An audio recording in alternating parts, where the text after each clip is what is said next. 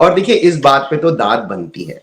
They were swimming against the tide. Pakistan की जो मुक्तदरा है, जो फौज है, आसिम मुनीर साहब है, वो they were swimming against the tide, क्योंकि यहाँ पर टाइड जो थी वो पीटीआई के हक में थी।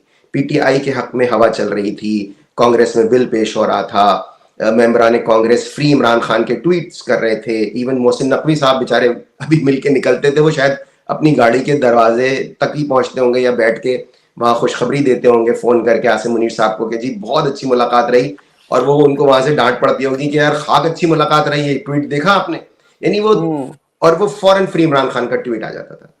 उसके बावजूद इन्होंने किस तरह से बहुत मैं तो यही कहूंगा, देखें हो सकता है अगेन मैं ये कहूंगा पीटीआई के लोगों को ये बात बुरी लगे, लेकिन इन्होंने अपने पत्ते बहुत अच्छी तरह से खेले।